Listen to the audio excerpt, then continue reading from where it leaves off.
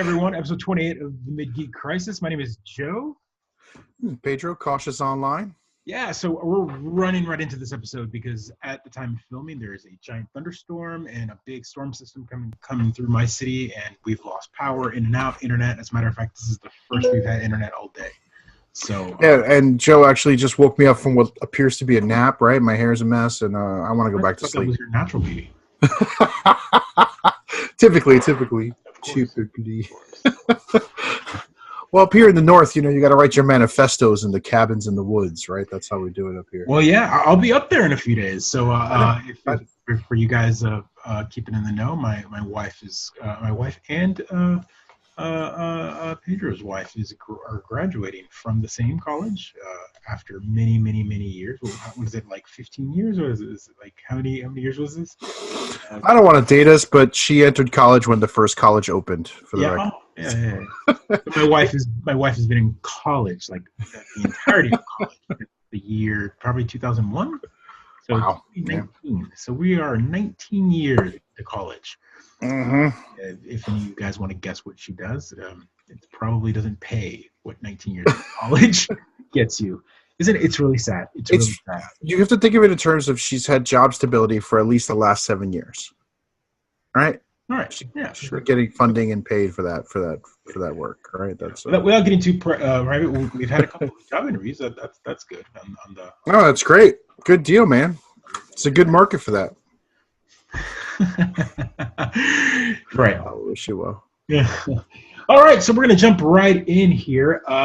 We've got a couple of topics. Speaking of the job market, right? The job market. Yeah, that's a good one, and that's a good segue into all of this. We here at the Mid-Geek Crisis like to talk a lot about game development in general. We're just kind of old curmudgeon guys that really like to look at the business of gaming at this point, and we've seen it develop from like 2-3 man fronts, which we get to see a lot when we go to PAX. We get to see these small little teams, little indie teams, and then we get giant behemoth booths at PAX and at the trade shows that we go to, and you can tell that millions of dollars are put into marketing and all of that. And one of the big games that just launched a few weeks ago was Mortal Kombat 11. 11. And I'm a fan of Mortal Kombat. I have pretty much, it's one of the only games I tend to buy day one, except this one. This is one that I did not pre-order. I did not get, and I did not buy day one, mainly because I've been busy with other games, and I told myself, you know what, I'm not going to buy it because I don't want to jump into another game that I'm not going to finish or play. And you Marie Kondo'd yourself, is right? That's the theme of this year. I did. I've been doing better at it. I've been telling myself I'd rather just spend that money on maybe like a little retro system or something more into the retro, because I actually sit down and play those games more now. I'm showing a bit more restraint towards the modern games, just because I've learned from the conversations that we've had that games aren't complete. They're not complete.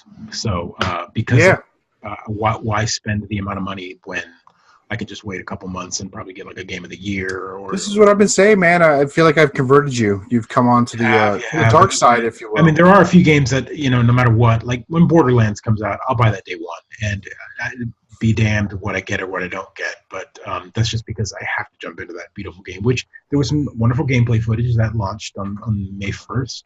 The 4 characters came out with their names and their power sets and all their trees and all that stuff. So that looked good. Oh, it looked great. I mean, I don't want to spoil it for anybody. Honestly, I looked at it for 2 minutes. I was like, you know what? I want to find this all out when I get the game. I wanted to jump on it. I might go back and read an article on it, but I don't know if I'm going to watch more of the gameplay. They played a good chunk of intro gameplay. Mind you, the game's going to be pretty big, and they really touch base upon the fact that there's a lot of you're not just going to be on that planet, so that's fun. But game development, we talk about it a lot on this, and Mortal Kombat 11. There's a nice news story that came. Well, nice is not the word that I'd put, but a news story about the Krunch. There was a big issue with. It was 11 days ago that this story got put out. Let me take a look here, pull up the story just so that I get my facts straight. The story's on PC Gamer, PCGamer.com, and we'll put the link in the video here. Yeah, they put up a really big article on this about the 80 to 100 week hours hour weeks, Mm-hmm. another realm for weeks at a time while contractors struggled with low pay. And this isn't something new. This isn't a story that we're breaking, or this isn't any. It didn't surprise anybody. As a matter of fact, it didn't make a big splash when it came to the news front. They just talked a little bit about the fact that there's some terrible game developers are on big crunch from these big investors that they have to make these deadlines. And I don't know who the villain is here of the story. I mean, you get story of these executives not putting in the hours that the contractors are. The contractors, of course, the higher ups can leave whenever they want, but the contractors pretty much live at the studio. They don't get to see their families. Their 90 to 100-hour week jobs. I mean, Yeah. It's become this sort of a tradition now where big studio releases a game, and then 2 or 3 weeks after the game's out, these journalists put out articles about the miserable crunch involved in getting that game out into the streets, right? So, I mean, it sounds like, I don't think it'd be an unfair assumption to assume every game studio now it works under this horrible crunch on their contractors and their developing employees. That doesn't surprise me, right? Everyone is. I think everyone out there, especially in this country, is forced to work more hours than it normally would, has to work 2 jobs to make ends meet. It's just a product of this economy where, I mean, I'm going to sound like a crazy person, but where labor is just undervalued. right. Right. And especially labor when it comes to creative work, right? So Yes. I don't want to big, say, yeah, I don't want to say game developers are a dime a dozen, because they're not, right? If they're they not. were, then we wouldn't have as many great games as we did. But Or poor games at that. The same or goes for we'd the have other a lot side. more poor games, right? So I think that they're just undervalued, and at the same time, like, these companies are making huge amounts of money relative to Millions. other Millions. Absolutely. creative outlets. So everyone wants to be a game developer, so you wind up with a glut of people willing to work those hours, which makes companies abuse them until they're gone, right? Burn them out, make them form their own companies. At the same time, often you hear these game developers who are at the top of their game talking about how, I put my hours in. Yeah. I earned this break, I earned this status by putting in my 80 to 100-hour week. So it becomes expected, which is, I mean, no different from Wall Street, no different from other industries. It's just always been bad. It's always been bad. The young are sort For of abused in that way. Right. For any type of project, I mean, if you've worked in the corporate environment in any way, shape, or form, or any type of like launch cycle of anything big, whether it be a product or, I used to work at Apple, and we talk about launch of products and the overtime that's coming. There was always a crunch. But for something like a video game, which is meant for enjoyment purposes, and it's like a movie, I could see there being maybe like editing crunch, but even then, most movies are just in the can, like months and months in advance. Like I can't imagine, for example, Endgame. They weren't doing edits at the last minute. They were they Do you know who's going to be doing edits at the last minute? Sonic the Hedgehog. we will touch base on that in a little bit. But no, really, like I'm trying to think of another media or another form of media that deals with the fact that they're making multi-million-dollar product. It costs just as much. Like a game like Mortal Kombat 11 must have cost a couple million. So, like, I assume studios that have quick turnarounds, right? So, like, I think South Park at some point showed that they did have that big crunch. For the 20 weeks they put out those episodes, right? They crunched them out in those 20 weeks. So maybe they're working on them. They're working on them as like they have a rough story, but then they're able to still go back like the night before it airs almost to add topical comedy, to add like jokes that might have happened in the news that week, which is unheard of in any form of media. But South Park has their system. I mean, they developed a animation program in-house to kind of be able to pump out South Park that quick. And they have the added benefit of only doing, 20 weeks of the year, right? I think they only produce 20, 25 episodes, whatever they produce. Right. New studios might have that kind of level of crunch, but even then, I don't think they put in 80, 100-hour weeks forever, right?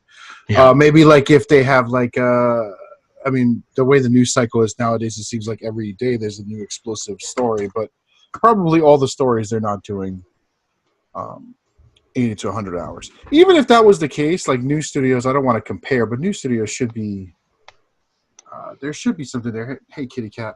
It's okay. There should be something there where new studios are working a little harder than a game studio, right? It's weird to me, right? Because you know me, I'm always like, time is money, and it's one of the few commodities you can't buy more of. You think these game studios would have the right cycles of how to produce? They would bake in the right amount of time for quality assurance. They bake in but I think it's not like they're making. It's not like they're doing something new every time, right? It's like yes and no. So an example here would be that Mortal Kombat 11 was based on the same engine they created for Injustice 2. Okay. Injustice 2 was a whole new engine created for the next-gen consoles. Sure. So it wasn't the 360 game. It wasn't Part 9 or Part 10 that was created for the old consoles and then brought over. Injustice 2 was the first NetherRealm game that they released, so they had the same. They didn't have to develop the engine. I'm sure they modified it, refined it.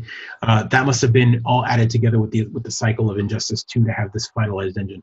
Then you must have had, for years before even Injustice 2 was finished, you had to have art assets being created. Things like character. If you've seen art or seen anything from Mortal Kombat 11, each character has like 5 or different costumes, like different outfits, and that's because they're playing with time in this game. It's all about like the different renditions of this character, like Scorpion from the first game versus the second versus the third. And so you've got all these characters kind of intertwining each other in story mode. And so that's what makes it seem like this development cycle must have been huge putting the game together. But then when you're talking about what they had to do, you're right. I don't see them having to do much because they already had Injustice 2 as a good template to kind of start off with.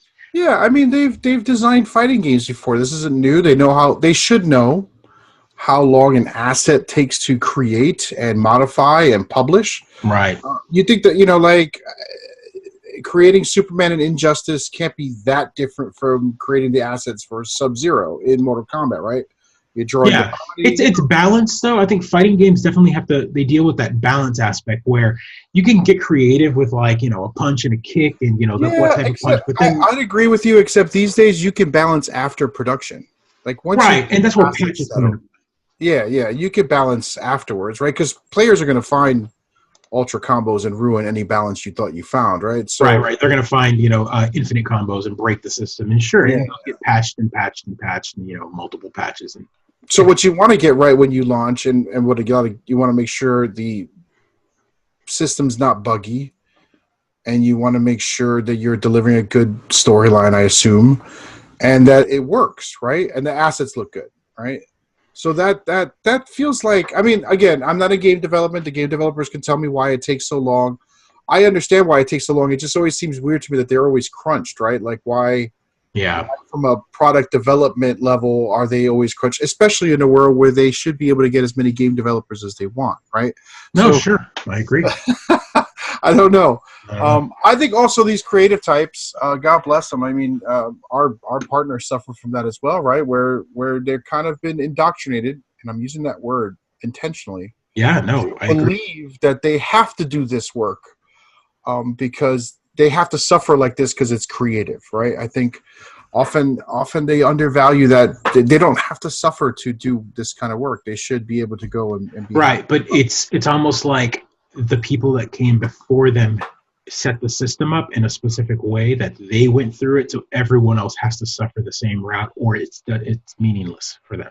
Like the studio heads or whatnot might have crunched at a different time in a different environment, and now they get to be the whip crackers, and so they have to go through it. And at the same time, a game like this, makes me so angry because when those people were crunching 20 plus years ago, everything cost less. Everything was easier. I don't want to say easier. The country was very different 20 plus years ago right. For the folks who were designing and then crunching and all that good stuff. They were crunching in their garage. Well, it wasn't a lucrative market in the sense that you didn't have these big companies like Warner Brothers Warner Brothers Games is the one backing the money. They're the big publisher pushing the buttons and going, hey, get this game out. And so Mortal Kombat was a smaller company. It was Acclaim at the time, Midway, Yeah, but they probably crunched then too. But they did, but it was all on their terms. Like they made the game and they were the publisher, so they released the game when it was done. Right? It's like it's like a Half-Life in Valve, right? Like they're in-house, they make their own game. I'm not saying Half-Life 3 is ever even being made, but if they wanted to, they could drop it and say, well, it's done now because we said it was done. But Yeah. Mortal Kombat is a game where, you had investors from a higher up, from a publishing standpoint, throwing money at the developers going, hey, make this game. All right, now we gave you the money to make this game. You've got to make this game on this date so that it launches on this window. Do it now. Crack the Yeah, and then like at the same time, like everyone understands project management principles and everyone understands project management rules. You build out a timeline that says you can get there, and I just don't. It's always weird to me that they don't understand the risks involved in building a timeline like that, right? Right. So like they know, oh, if we don't have all our assets by this timing, we're going to miss our date. If we don't have all our thing by this date, they should know all this by now, and they probably do. So there must be a lot of. I think there's a lot of minutia on the back end because what I'm reading here, it's I'm imagining there's a lot of there's a lot of, well, QA is always tough, right? With all the systems they want to launch across and all that stuff, I imagine it's a lot tougher to get it multiple systems, online play. There's tons of variables. I mean, all in all, I want to read just a quote from this that just kind of caught me and it just makes me sad. But it says, Torres, this is the guy that was Torres wrote that in his experience, these 100-hour weeks, at least for the QA team, weren't even efficient. I can't speak to how it is now, but even Krunch itself was totally mismanaged in QA. Mm-hmm. The amount of times people sat around waiting several hours for a new build was insane.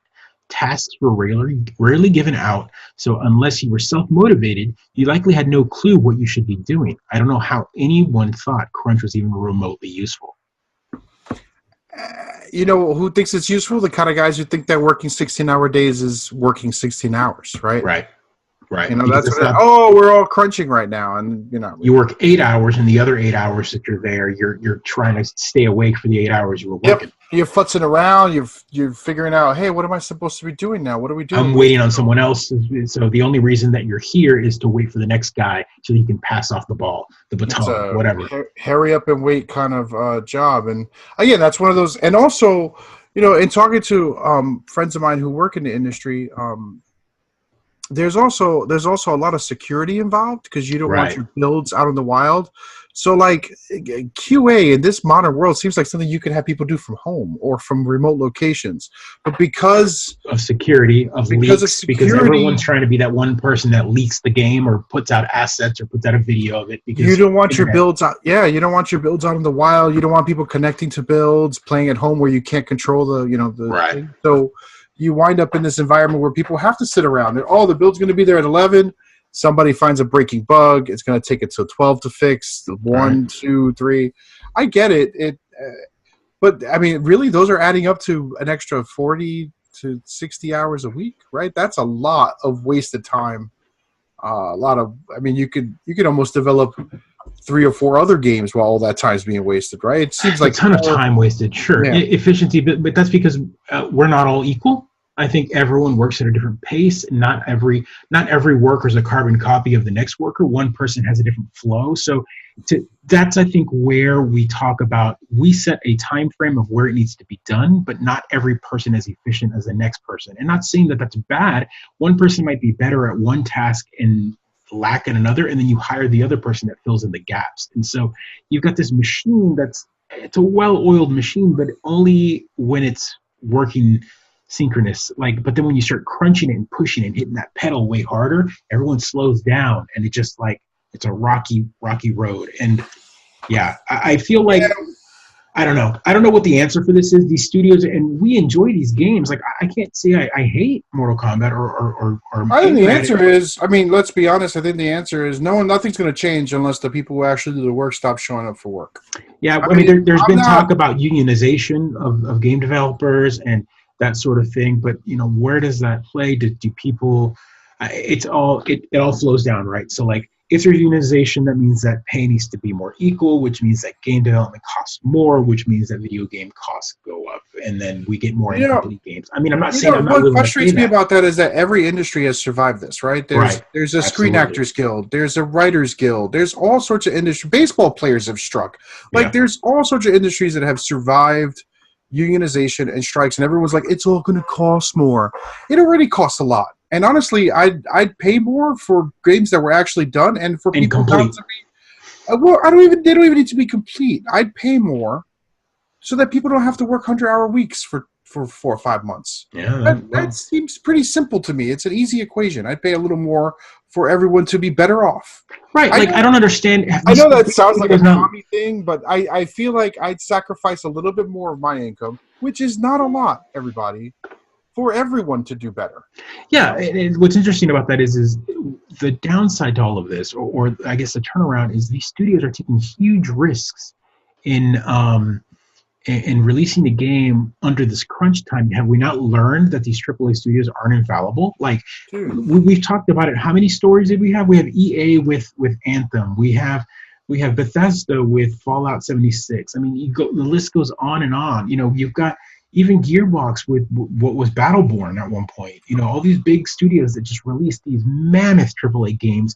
Crunch time, I'm sure tons of money and effort went into play just for it to falter and fall flat on its face and get binned and get thrown in the discount bin. And because of that, these games don't come back and turn the profit that they've invested. Then you have Fortnite, right? So you don't only need to make it big once. That's the sad part, right? Right. So that's where we've talked about that. We've talked about the small game, the itty bitty game, the free game, the one mode game where they dump everything to get that one mode polished. And then they can expand over time because it's a game that's as a service. And I am not a fan of games as a service, but sadly, that's the case of how games are now. Like we've just come to the place where these games come out in small capsules. What you get is what you get at that moment, and they will trickle out more content as the money and the machine is running. Like let the public be the QA. And so that goes into the next part and the next quote that I want to read here. It says, another former QA analyst who requested to be quoted anonymously, confirmed that $12 an hour hourly wage and spoke about how the rate fed into Krunch. Quote, I managed to get by for a while, but it got to a point where I had to put my student loans on hold. If it weren't for the money made during Krunch, I'd likely have had to settle for a different job in industry, which was something I didn't want to do because this is what I had just finished school for and had a passion for. I didn't want to throw that all away, even though I probably should have, though thought differently. So that goes back to the $12 an hour. Like, that's not a lot. It's not a lot nowadays. I mean, and anyone who's listening to this and goes, anyone who's listening to this and says $12 an hour is good, what world are you living in? $12 an hour doesn't make it anymore, guys. It just doesn't do it. It doesn't do it.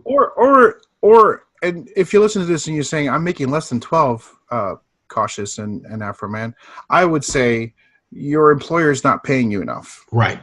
At the end of the day, they should be. And I don't know what the minimum wage should be. And again, I'm not a crazy person I'm a market capitalist. I think people should make money. But again, I think capital has taken too much. And $12 an hour. I don't like any system where the overtime is baked into your income, right? Where they're like, oh, well, you make the only way you can make it is if you work 40 hours plus 20 more hours. Exactly. Like, I don't think that's there. Also, aren't there labor laws to prevent you from working 100 hours more than 40? There's all sorts of loopholes. It's voluntary as opposed to. Oh, that's right. Contract work. Contract workers. 1099. So if you're a contract worker, you can put in as many hours as you want. They don't have to give you health insurance. They don't have to do all sorts of stuff. There's all sorts of like weird rules. That's also the sort of tech move in this country, right? Like tech people are always painted as these like blue lefty liberals, but they're pretty good capitalists in their own right, in that they've kind of created an economy where everyone's like hustling, making ends meet, lifting, Ubering, and contract work drawing in order to put together a package that they can live with. So I don't know. It makes me feel bad, right? I wish there was a way for these articles to come out 2 or 3 weeks before release so that I can decide whether or not I think I should buy it at full price or I should punish the company for punishing their employees, right? We have to think about this as us, you, me, being older individuals with kids, expendable income, but at the same time, we're smart enough to understand that, you know what, this is bad. We would be the ones that would be restrained, but that doesn't mean everyone else would. There's too many teenagers, too many, 15 to 24 demographic that frankly, they're just going to throw money at it because they can't wait to play the game. They don't care. The story I doesn't. mean, I'm with you. For me, I mean, every moral decision is personal, right? Like, Sure. I own an iPhone, so it's not like I draw lines in the sand, right? I Right. make every decision individually, but I do think that perhaps people should be paid more here. I don't know. It's a individual moral decision. I won't force anyone. I won't judge anyone for buying Mortal Kombat 1. I won't judge them for this or that. But for me, the game isn't worth it if it's that bad, right? And I bought Red Dead Redemption 2, so here we are. Same thing. They had the crunch. I played Fortnite. They've got apparently monthly crunches, right? They have So monthly crunches. Yeah, I'm sure they're in a crunch right now because season 9's gonna launch. and I haven't seen one for Division 2, but I wouldn't be surprised if one comes out soon, right? Anthem had their share of crunches, which is shameful since they didn't put out the best game. But I mean, I would love to hear someone from Division really talk to us about that because I feel like maybe that's a game that might have been different. The only because I feel like they never stopped working on Division. I feel like Division 2 also made in France. They get like 10 months off a year and 10 years. And they scan, Notre Dame and, but no, what I'm going to say is... Okay, so there's a model, right? There's a model for a game company that might be good, right? They might, and then other companies should steal the way they make their games. Right, so I'm not saying Europe is perfect. Every year, yeah. I'm not saying Europe is perfect in any way, shape, or form. France, Europe, the UK, the EU, whichever country it's in. But they do have amazing game studios. I mean, look at us when I did the live, tweet stream, whatever, of the game studio, the Game Awards. How many studios were overseas? How many were in Canada? And I haven't heard too many horror stories on Krunch about studios overseas because they're regulated more. Like the EU and the UK and all of those have different regulations for work environments and set pay, set maternity leave. Plus, they don't have that sort of American weird, if you're not working, you're useless mentality, right? They have a very different culture. Crunch time, that's the only time it means that you're working. It's the only time I'm alive. You've got to work 85 hours a day. Yeah, it's a mess. It's a mess. As I get older, and this is the old man talking, as I get older, I realize that I don't want to work all those hours anymore. It's just not... I'm not getting as much enjoyment out of it as I used to. And when I was young, I was passionate about my job, and now I'm passionate about it, but I manage my time a lot better than I used to. Yeah, and when I worked for the Big Apple, I remember the holidays were the big crunch time, and I remember it wasn't mandatory, but it was like they would say it was mandatory, like at least put in an extra 8 hours or something like that minimum a week. We'd really like it if you helped out, Joe. Yeah. They really kind of guilt trip you, and then they do incentivize it with of course they do. Raffles and win a free, whatever, this and that, the other. And that's fine. That's cool. And the money was great. That's all. Money during the holidays was great. Double time and a half at the rate that I was making.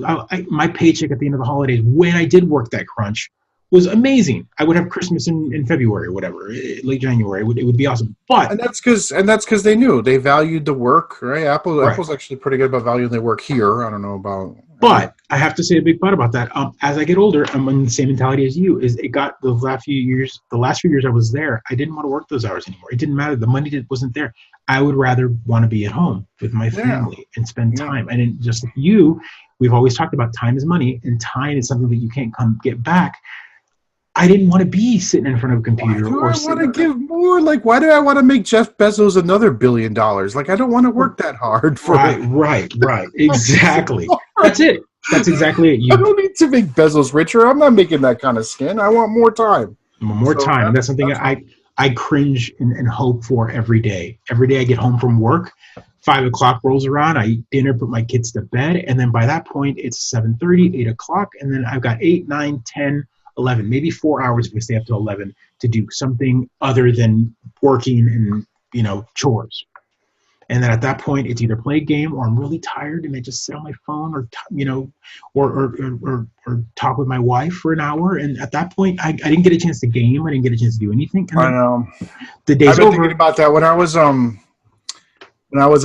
posted those pictures of me trying to paint those Star Wars miniatures in time for May the 4th, and man, it was like really enjoyable, but I was like, man, I'm not doing any of the other things. Like this is like a like every day I was like, all right, get the miniatures painted, and then like I turn on the TV, but I'm barely watching it. It's sort of in the background the whole time, and I'm just like, wow, I didn't play a video game all freaking week. Like, what's the matter with me? And so like, you just don't have the time to do all the things you want to do. Like, though I will say that I forgot how important it is to do creative things like that.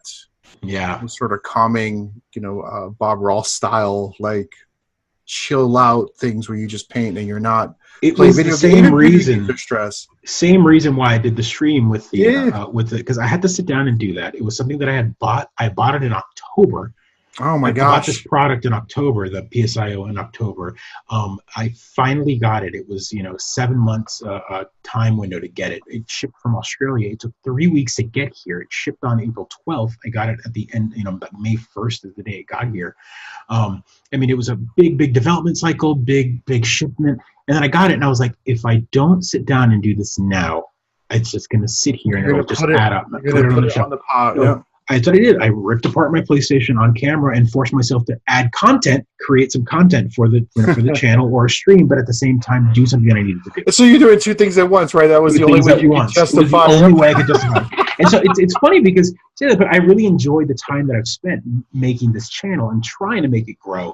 But at the same time, I'm trying to figure out that juggling content of like, do I do it for the channel so that I can kind of play a game and create content, or do I just come in here and create content, but then I don't play a game because this will take me an hour and a half? I want to do it all at once, right? I want to do it all at once. That's it. Yeah. So we're experimenting with stuff like that, right? Yeah, it's exactly right. I should have whatever. I put up some pictures of the miniatures. No, absolutely. And maybe next time, maybe I'll get you set up. We can do something like like I showed here. I was showing him earlier that I've got this set up so that I can kind of go through and film my cameras. Like I've got the camera set up.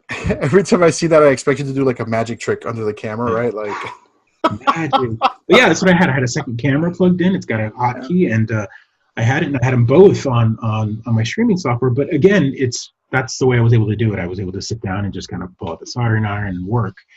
And it's a good way. Like, and I was thinking about it. I've got my Star Wars Rebels figures that I bought. The Legion. I'm sorry, Legion. Right, you still haven't put those together. I haven't. I mean, they've been sitting there, and so now that I've got kind of this small setup, that's exactly what I'm going to do. Maybe in the next week or so, I'll sit down, turn this on, and I'll sit here and paint and put on some chill music and stream, and that'll just. Are you painting? Are you painting the Rebels? Are you Rebels or Imperials? You're Rebels. Well, right? It's both. It comes with both. Remember? Right, but which one are you doing first? Probably Rebels. So, probably, right? That's what I would do as well. In celebration, the Imperial are fine. I like them, but the Stormtroopers are not saying, because you did the Stormtroopers, but the Stormtroopers are do a black base, do the white, and then come in with the detail. No, you think it was harder? No, it's harder because it's so boring.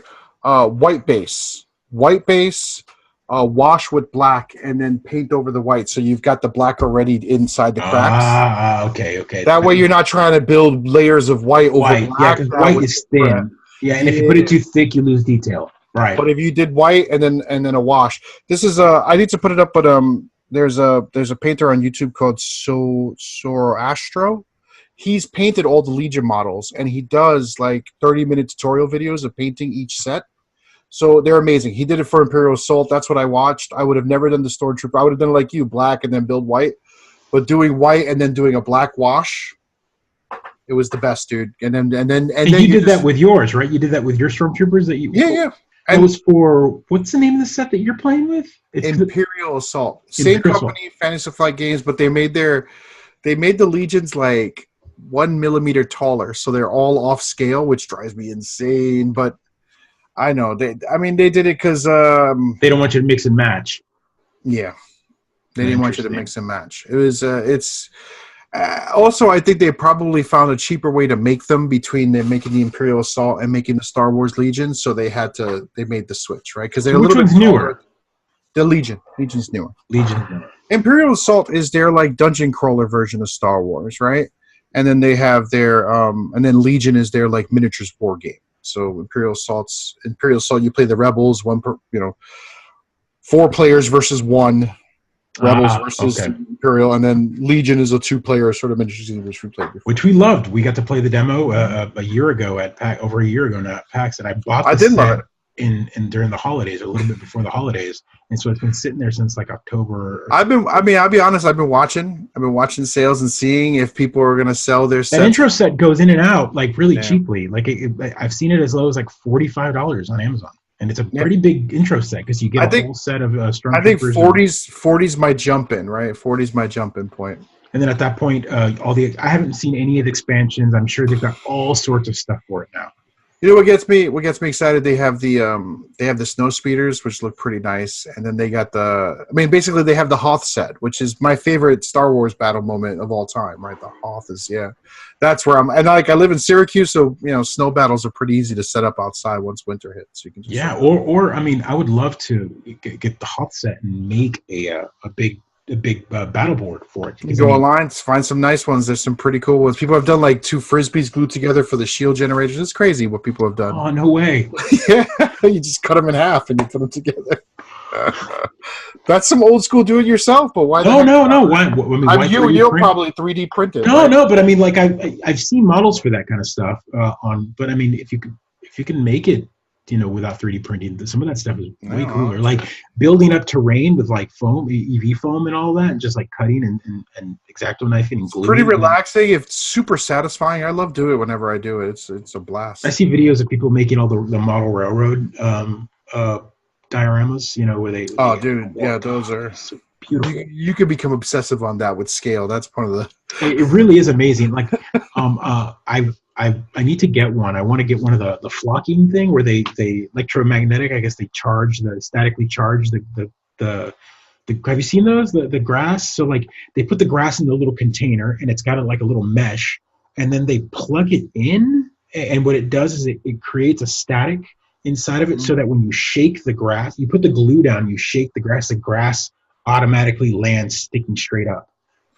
Oh wow, that's. It's like really cheap to make too. That's how like crazy ass engineers were involved in model railroading. Like that's how where they're like, I'm so now all the miniature guys do it for like Warhammer and all that, because they'll throw the dirt down, do the glue, throw the dirt down, all that kind of stuff, and then the grass. It's really amazing. I got to show you a video of it, but it's a little machine, and I've seen everyone use it now, and they just fill it with like the grass block. They close it up, turn it on. You hear it's like a burst sound, and then they shake it. Like a little shaker, like a Parmesan cheese shaker, and it all comes out straight up. So my big question, right? And I've seen those. I've seen those pictures. I've watched tutorials, not that particular method, but I've seen beautiful, diorama style terrain setups. How do they survive the rigors of playing, right? Like I've built my own terrain. I've played on it. I've seen it. I've seen some amazing pictures that you have. Yeah, and like the broken buildings and stuff for your Warhammer sets that you. Well, I mean, I got rid of all my Warhammer stuff, but at least you got to see that before I get rid of it. But after even like 3 games of it, it's scuffed, it's scratched. It's the movement, right? So the only way it works is for people like you and me. People that have a house or a home or a basement, and they set it up and they leave it there. What causes it rigorous, what causes it messed up, is that movement. It's like taking it over to your buddy's house. Even like if I'm playing with you and we're playing in my place and I bring the terrain down and I put it down, you moving your miniatures on top of that perfectly situated grass is going to flatten it and crush it. Yeah, maybe. My jackass friend's going to put a beer on it and another friend's going to elbow it, right? Like I think you add the terrain and you add sporadic grass and you make it to where it wouldn't be advanced. It wouldn't be that, yeah. You put it along the edges of the hills. The edges, paths, you create the domes and whatnot with dirt and, whatever. I mean, by the time I sold that terrain, I mean, there were parts pieces had come off and they had been chipped all over the place. Still looked amazing, though. I touched up what I could. The nice thing about ruined buildings is that all they do is look more ruined, right? They look more ruined, right, absolutely. Yeah, but that was always fun. The Warhammer 40K terrain, it was always great having folks over to play that. And you get the home turf advantage, right? So, like, if ever you were to come over and play Star Wars Legion at my place, I know my terrain. I know how tall it is. I know how wide it is. Right. I don't need sticks to measure anything. I can get past it and around it. So it was. And that Star Wars Legion, I think the best part I liked about it came with the little measuring tool. Mm-hmm. Like it gave you like the little L bracket thing, so you put it in. If you can reach it, that's where you can hit. If you can't reach it, then no go. And No I thought go. that was a very ingenious system. That none It's of this great. I mean, not it breaking out makes the ruler and it makes me miss the 20 minutes of fighting as to whether or not you can see it and having to get down where the miniature is, and you're like, I can yeah, see the head of the stormtrooper. Let yeah. me take the shot. So, yeah. I mean, Fantasy Flight, I think, has done a fantastic job of shrinking the amount of fighting that occurs around those miniature war games, right? Like I remember playing Road Traeger and Warhammer Second Edition, right? Like we'd fight for hours over the rules, and then we slapped Armada down on the table, my friend and I, the night before PAX East, and we were playing it in 10 minutes, and we were finished with the game 20 minutes later, right? Like it was so Right. easy with the measuring Boom, done. sticks and there was no fighting over angles or anything like that. It was just boom, Well, it's done. perfected, right? It's been Yeah. perfected. It's versions after versions after versions, Mm-hmm. knowing what works and what doesn't work in a war game, being able to. I mean, and plus the Star Wars games. I mean, what are we talking about? So Legion is their human battles, but they go all the way to Armada, squad base. They've got a squad base. They've got their medium-sized ship, and then they've got the galactic ones, right? Like the big, like Imperial destroyers, where you've got like Death Stars and like destroyers. That's Armada, yeah. Armada. Well, do they even have bigger than Armada? Well, I don't know if they do, but I know that Star Wars Rebellion, I think, might be their 4X. Yeah, I mean, you can.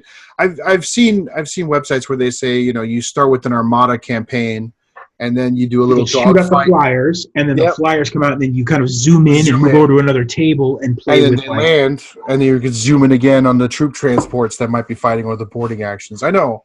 That's the true May the 4th celebration. I got to talk to Jordan about maybe setting up next year a campaign. Because he's got Armada, doesn't he? He's got Armada, a huge collection, and X-Wing, oh my God. collection. So like play an Armada, create a campaign or a battle where you started as an Armada, move down to like the X-Wing, and then come down to like. You don't even have to start. Like, here's how you do it. You do the battle of Endor, dude. You set up the Armada fleets fighting over the moon, right? Right. Endor. You got the Death Star there. You also fight. You have a little squad with the Millennium Falcon, their approach on the Death Star. So you got that for X-Wing. And then, of course, you have the battle on the planet with the Ewoks and the Stormtroopers. Yeah, that's the intro set for Legion. Is your hair up as well? Yeah, I know, right? That'd be insane to do, and then play all three of them at once. Yeah, so you just go through, run a cycle, and then and then move back over here, and then move. Oh my God, it'd be like playing. Or you got like three friends, and they're each playing. They're playing the final. Maybe you got like a commander. You got one player playing the Emperor, and one player playing, the Rebel Command, or you have one player playing the Emperor, coordinating it all, right? But the rebels all have to work independently to try to win, since that's more of the winner. That's my face right there. That's my face right there.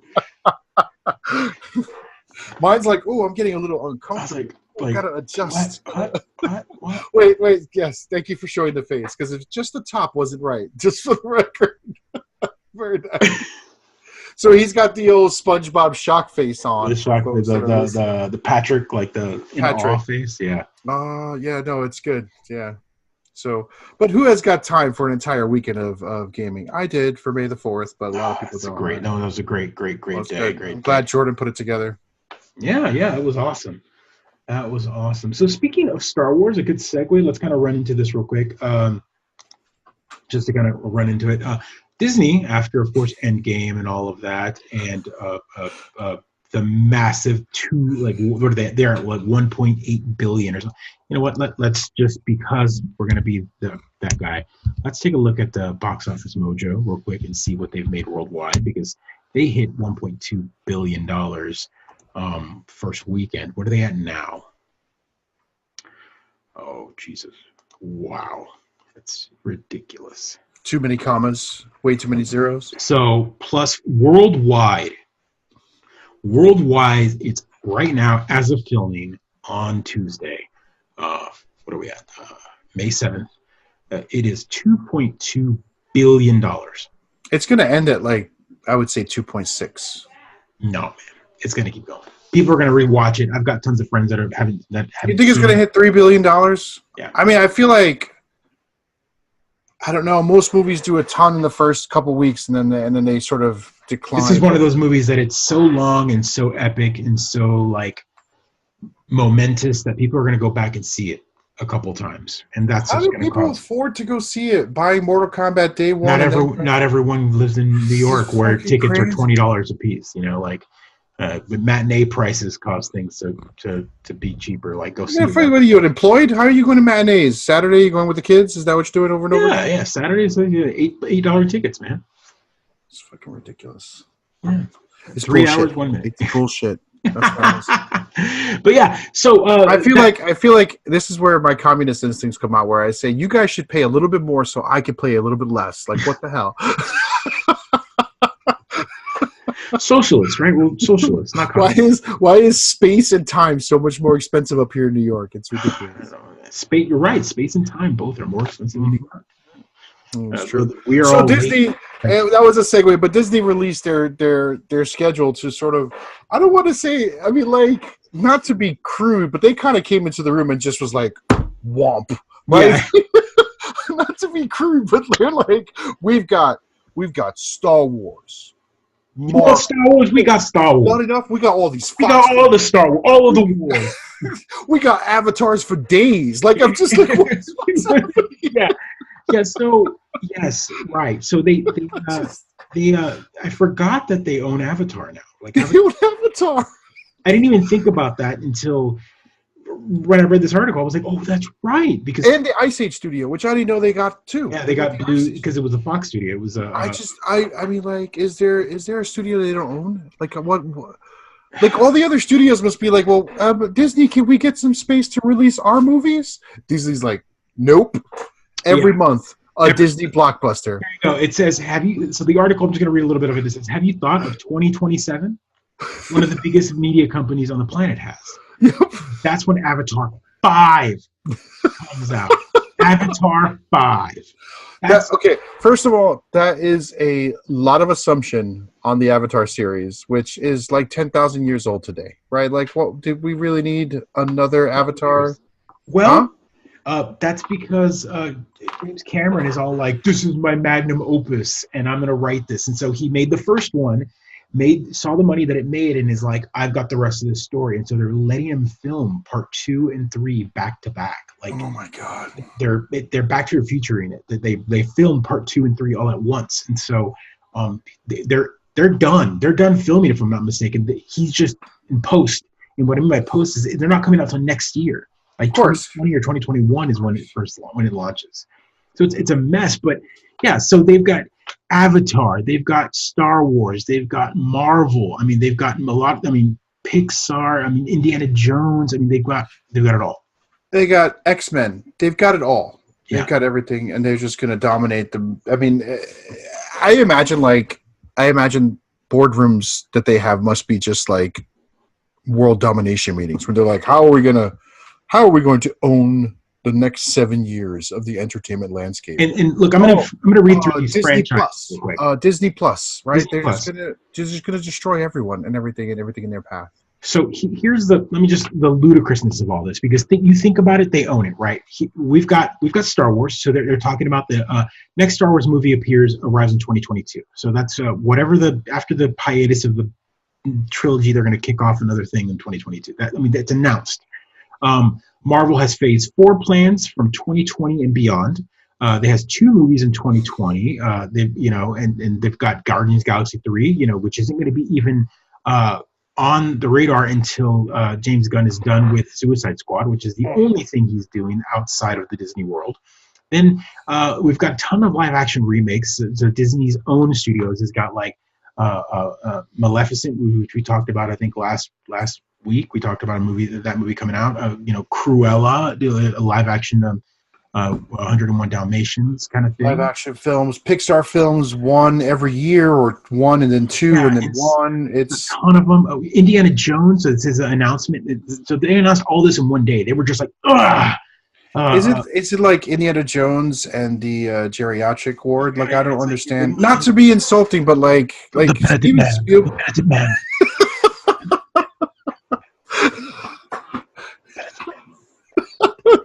Yeah, no, that's not to be, but like I just like why wouldn't you? This is an opportunity to reboot the series, right? Not that I like reboots, but you could reboot it right now.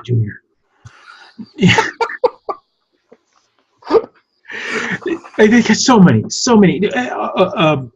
YA book, Artemis Fowl. That's a big one that's been working on with Ken. I enjoyed that book. It was great. That's good stuff. So this is interesting because this one is already like done. I think the X-Men horror movie shuffled around time and time again, so it's been done as yet another release date. They've moved it from, it was supposed to come out in August of this year. I mean, it's done in the can.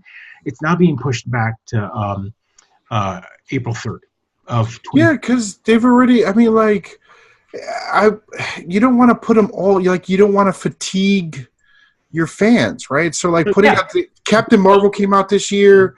Endgame, give them a time between Endgame and Star Wars to sort of like. Oh yeah. I don't know. Like, you don't want a vacation from nerddom, but my God, we don't need a third. Like, we don't need one film every. Well, maybe we do need one film every season, right? Maybe we do one. That still feels like a lot. But it's weird because they've got Marvel and Star Wars, and so you can kind of like finesse a movie of each franchise at each half of the year, and then you've got a couple other. And again, this is back to what they've owned now. They own so much more. They own Kingsman. Because they bought Fox, they've got all sorts of stuff. Kingsman. I was like, they got Kingsman too. Yeah. This is the third movie is being announced. It's on track for release February 2nd, 2020. So next year. Do you remember when in the 80s when we were all afraid that corporations would own everything? Do you remember when that was something that we were concerned about? Here we are, 30 years later, where we're all like, I guess we're going to be all shadow running and living in a corporate future, right? Like, I guess that's what we're doing. Right. All right, kiddies. So go back and watch Johnny Mnemonic, and then you'll understand the jokes we're making. All right. It's got Keanu Reeves. You talked about a second ago. They own Blue Sky, which is the animation studio behind Ice Age, which is mind blowing to me because Disney has Pixar and Walt Disney Animation, which is, so if you don't know the difference, Pixar is the Pixar movies like Toy Story and all that, and then Walt Disney Animation, which is their animation studio, is the one behind Frozen and Moana. And Zootopia. And while you might think they're the same, they're not. They're two separate studios working out of two different locations. Yes, you still have certain producers and all that work cross between the two studios, but that doesn't mean that they're the same. They are Disney, but they're two different studios. Right, like Marvel and Star Wars. Yeah, I mean, right. They're all Disney under the hat of Disney, but they're two different entities. Blue Sky, which is, I always saw it as like, It's not even close to the quality that Pixar puts out, but they've released some amazing fun movies. They now own that, and these are the movies that had all the celebrity voices and all that kind of stuff. So they've got a couple releases already on deck for. Are they the Minions folks too, or is that? No, that's Illumination. Okay, right. They're a French company. All right, so at least there's like one competitor out there still kicking. There's still a few. Lakia, which does all the claymation stuff like Coraline and Kubo. Oh my God, they put out like a movie every 5 years. It seems like though. But they got big enough that now they've split their studio into smaller segments. So they just released their new one. That what's it called? It's the Bigfoot one with Hugh Laurie does the voice of like a detective or whatever. Anyway, I think I know which one you're talking about. I remember the previous. It looks pretty fun. So they've got that. Yeah, Disney's the Avatars, of course. The Avatars, they've got.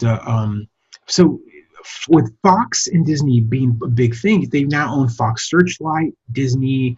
I mean, they own a ton of them. So if you're looking at this release, I'm going to go through this list real quick. Just so no, don't go through the list. Not the whole thing. Just we've got Tolkien. I didn't even know that movie was coming out, but that's coming out tomorrow. It looks like I don't know. It looks like one of those like let's celebrate this, dude.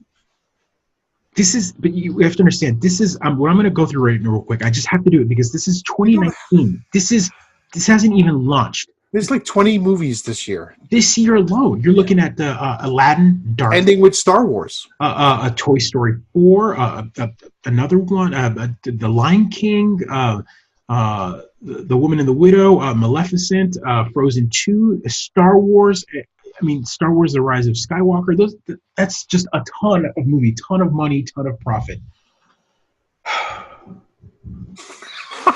don't know how I don't know how I feel about it either. It's almost like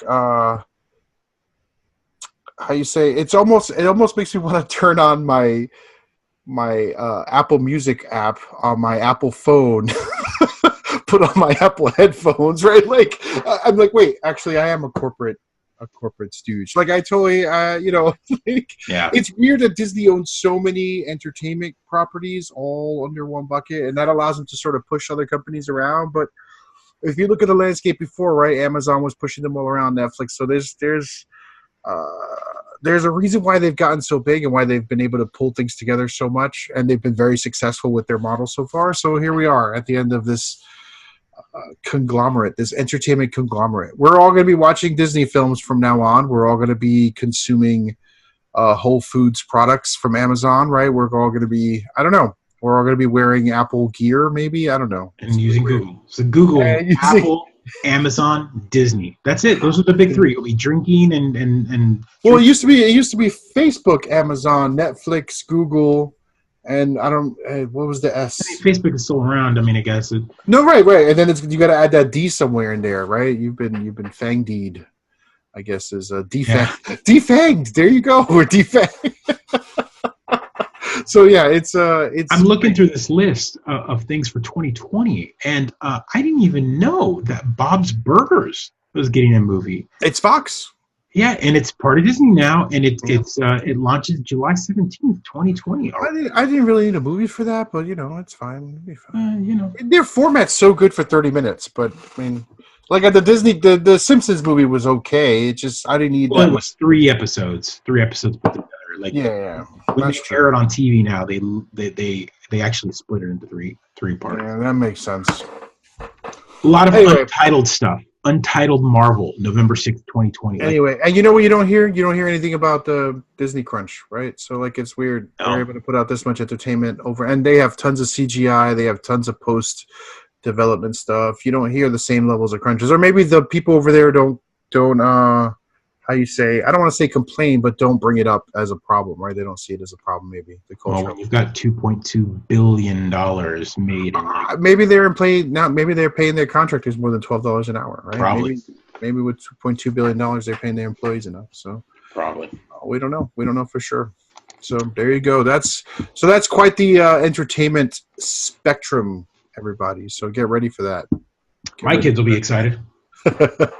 So let's talk about one more thing real quick regarding to this topic altogether, because we want to wrap it up, but at the same time talk about something that we've already talked about, and that is the Sonic movie.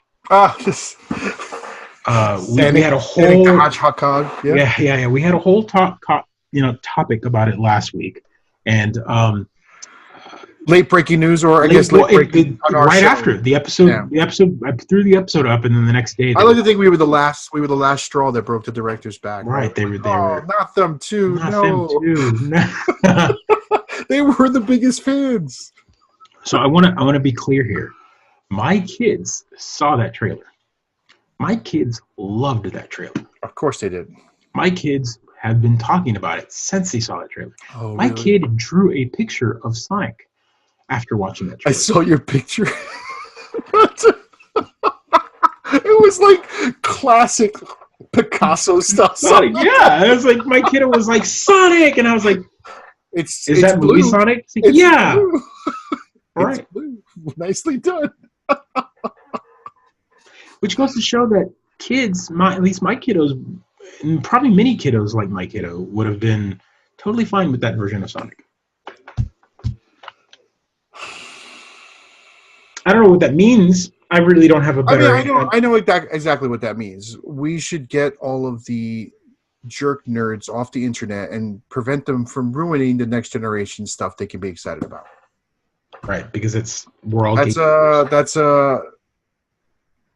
because we're all gatekeepers. You're right. I mean, like, I didn't have as much of a problem with the look of Sonic so much as I thought the plot was going to be hilarious. I didn't have a problem with him. If they wanted to make him not look like the game, that's fine. I had more along the problems with the choices they made, like the teeth and the weird, the weird, like they couldn't. I still can't understand why they couldn't decide. That would forever haunt me. It was the memes out there where they zoomed in on the teeth, or they started putting that teeth on other people's faces. That's haunting. That's gonna change. It just, there was this weird design moment where they were like, we can't decide if we want to make it look more human than animal or animal than human, and so there was just this weird mesh that just didn't work. Now, what I want to talk about is, one, the internet won. They won.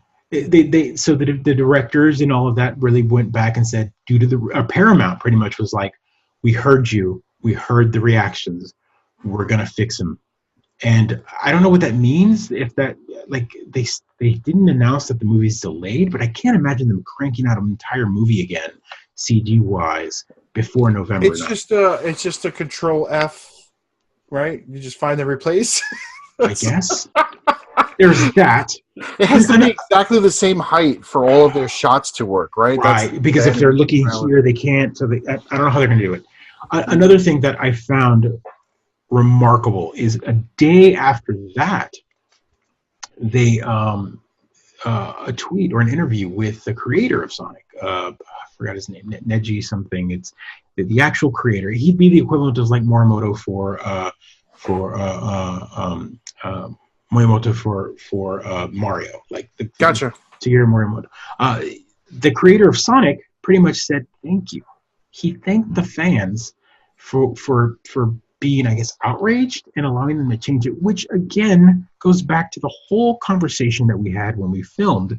How much control was handed off by Sega to Paramount to just like allow them to do whatever they wanted to this character without any type of like creative guideline? You go, he cannot look any different than this. You can add hair, you can add whatever, but he has to be this way. He has to have like the eyes in the specific way or the shoes. There was nothing. It's like they just gave him carte blanche and said, you develop Sonic from scratch, and then didn't give him any guidelines or restrictions. Yeah. It's really weird that the creator of the brainchild, that would be like Walt Disney, still being alive, and they made a Mickey Mouse movie, and they made Mickey Mouse without round ears. They gave him like pointy ears, and they gave him like weird human teeth. Like, just like, that's Mickey. Like, he's got a specific look. Like, I can't see Nintendo. It did that. It's different. I mean, it's different. I don't know. I think if you buy the rights to publish it, you publish it. That's it. That's what it's all about. I mean, they did that with Fantastic Four a million times. You don't need to consult. They did it with Robert Jordan's Wheel of Time series. They produced a crappy TV show just to hold on to the rights. So I remember that. I'm with you, right? I'm with you that the creator should, of course, be involved. But once the creator sells their stuff, then you're boned. You got to deal with it. I agree. I think. We could talk about that, but I really want to focus on the fact that I don't know that the fans should be in charge either. Yeah. No. There's some funky precedent that just happened. That just happened. Yep. For CGI things specifically, like what happens if they don't like the way Endor looks in Star Wars? What happens if they don't like the way? I mean, they don't like the way the Spider-Man suit looks in his new, Secret Wars prediction right here. The next big arc is Secret Wars. Yeah. But whatever. That's the easy one, right? So, right. So I don't know, man. I worry about a world where studios have to acquiesce to the fans. What are you going to have? YouTube influencers show up on your set to provide some input? Like, how are you going to manage that nonsense? I think there needs to be a happy medium.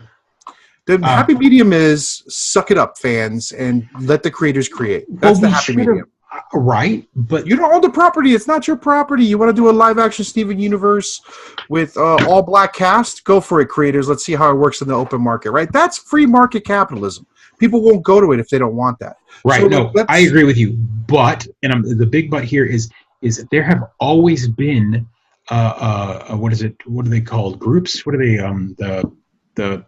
The test groups, when a product launches. I mean, you worked at a big company. I worked at a big company. Test audiences. We have test audiences that go through. What did they do that? Like, I can't imagine them going and finding. Let's find 20 Sonic fans, put them in a room and show them our test footage and go, what do they think? You get 20 Sonic fans. Did not do any of that? Of course they did. And what did they get? No, I don't believe it. They probably got 15 different opinions.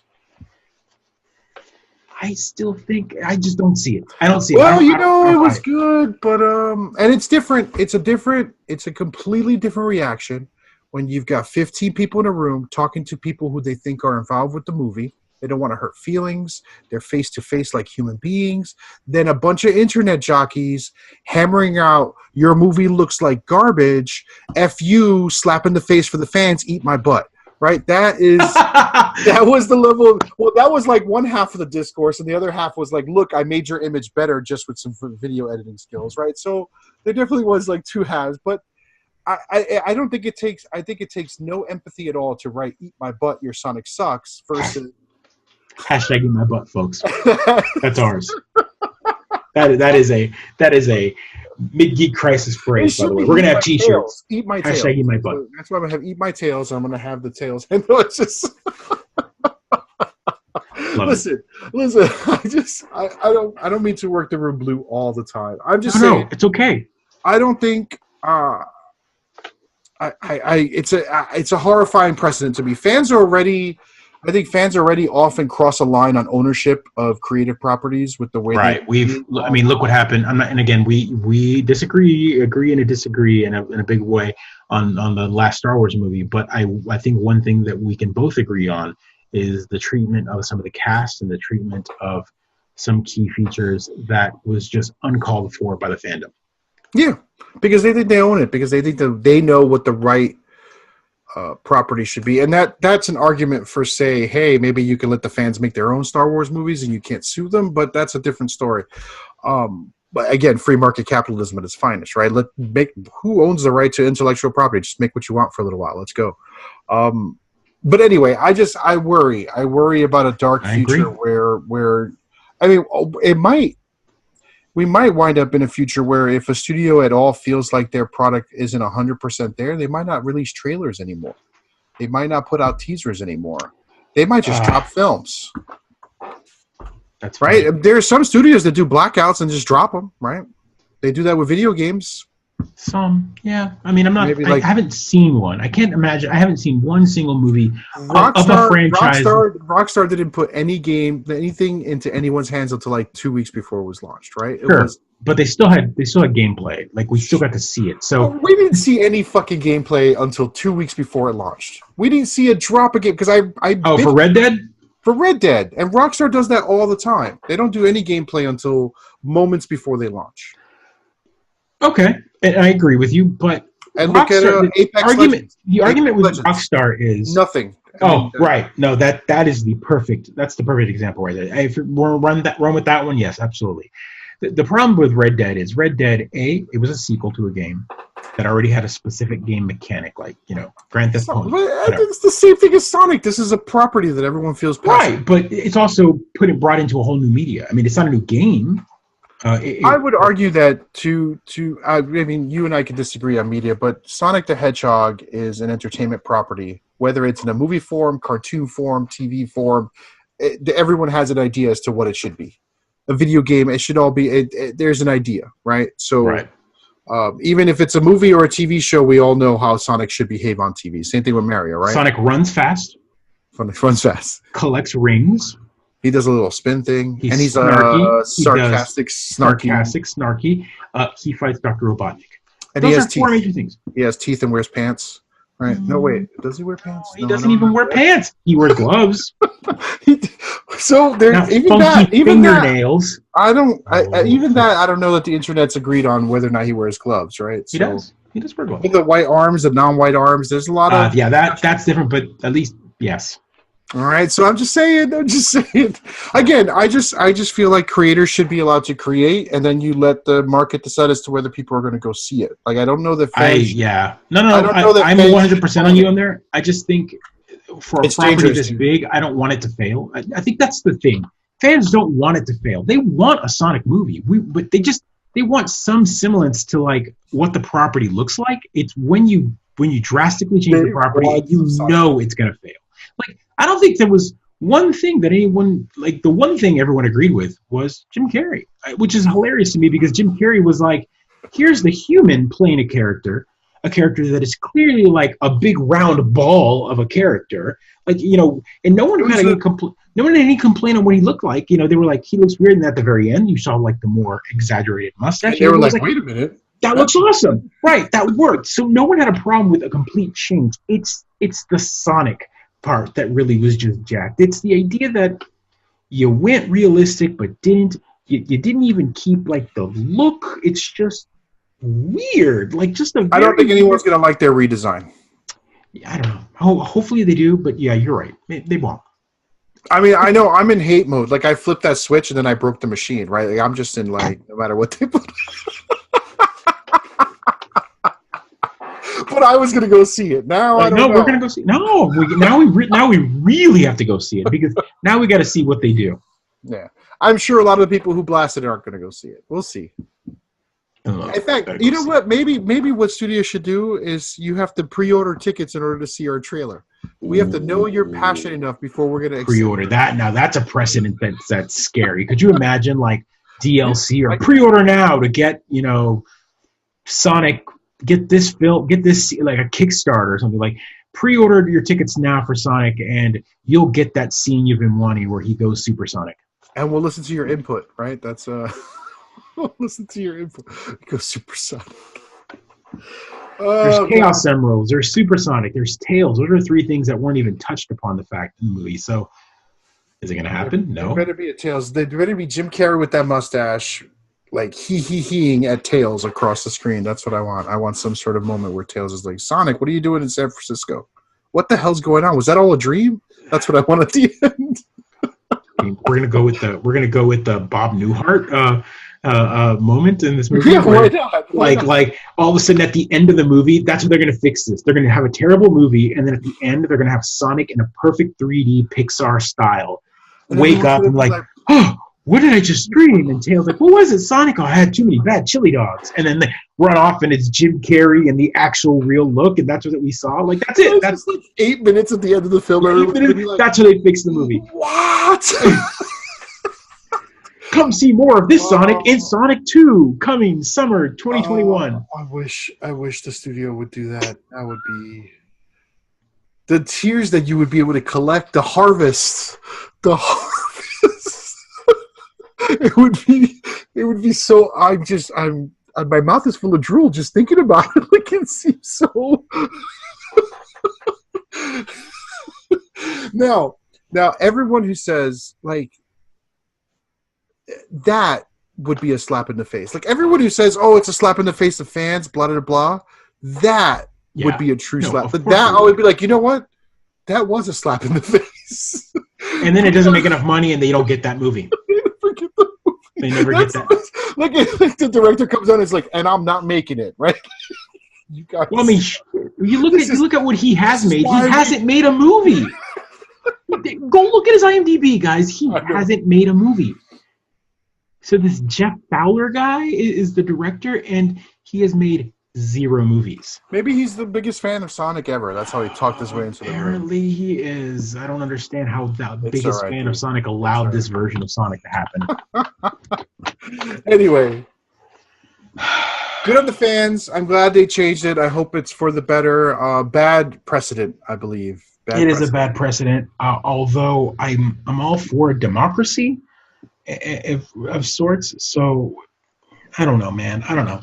I know that, and this is just for future. If you're not aware, they are making a new Mario movie, and it's being done by the studio Illumination, the same guys that do the Minions and Despicable Me, and it's going to be a 3D kind of a Pixar style movie with Mario, and Nintendo has huge input in it. So they're pretty much, it's almost like a partnership with like Illumination and Nintendo, which could also make it bad.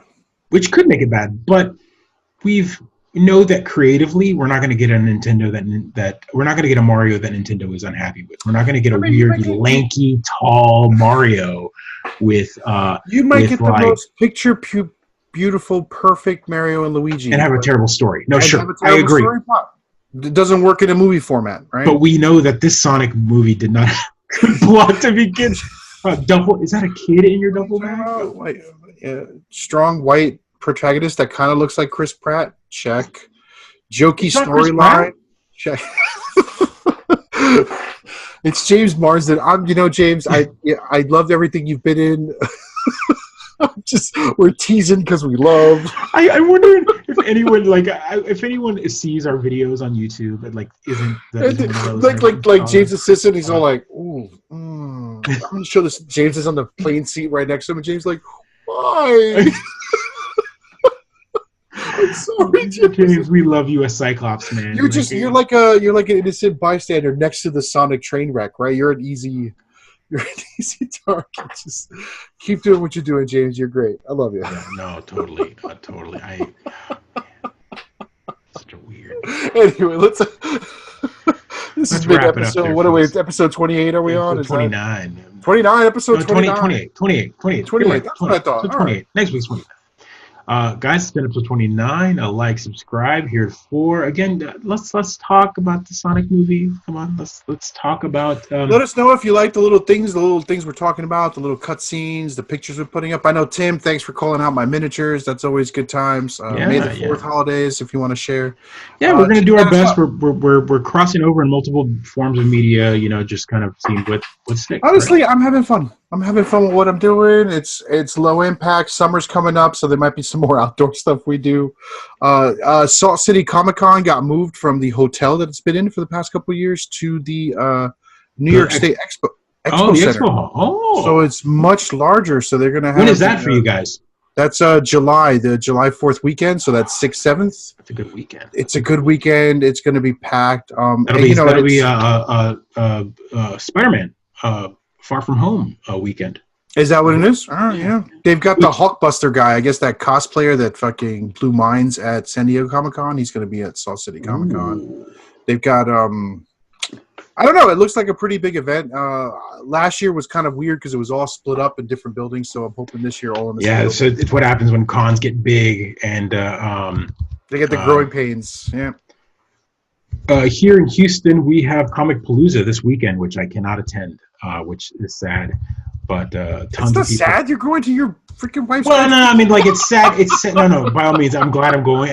I'm not regretting not going. I wish I didn't even realize I was all gung ho about it a few months back, and then I realized what weekend it was on. I was like, wait a minute, it's the same weekend. I can't do it. And the guests. I mean, Houston is a big city, but we haven't had really big cons for stuff like this for many years, and not until this one did it start. So we're getting Emily Clark's going to be there. What is it? Natalia Emmanuel, which is curly haired. What's her name? Her handmaiden or whatever in Game of Thrones, or second in command. Melisandre. Yeah, Melisandre. Yeah, there we go. The Flash, Grant Gust is going to be there. You've got a lot of movie Flash or the TV show Flash. TV show Flash, Grant Gust. You're also going to get 90s Flash. John Wesley Shipp, which plays his father in the show, is going to be there as well. I mean, you're getting John Borman's going to be there, which would. It's crazy that a city of 3 million people finally has some people. Yeah, exactly. It's really weird. We could talk about this next time, but I wonder if it's because nerddom has become more accepting, and Texas probably wasn't very accepting of nerds. Maybe. Right. I mean, the entire cast of Animaniacs is going to be there. Whoa! All of them, the entire cast of Animaniacs, and you can do a whole photo shoot and whatnot with them. I mean, it's just a bunch of comic book artists are going to be at Neil Adams, which you got me a great picture signed. He's going to be there. Awesome! You should bring that with you and see if he'll sign it again. My sister's going. So one of my favorite artists is going to be there, Dan Jurgens, which Superman. He did The Death of Superman, and there you go. So he's going to be there. So I'm having my sister take a copy of Death of Superman. And Neil was so nice, man. He was such a good guy. He chatted it up. It was good. Yeah, no. So like I said, that's why I'm regretting. I forgot I even got that for you. So that's the kind of I do shit and then I forget about it. I'm just ridiculous. You should put it up in your studio somewhere back. No, yeah, absolutely. Anyway, thanks a lot, folks. Love us, like us, hate us, post it, just whatever. Comment, let us know what's up. Post some links to your favorite stuff. I'll check it out. All right, guys, take care. Have a good one. Episode 28 in the can.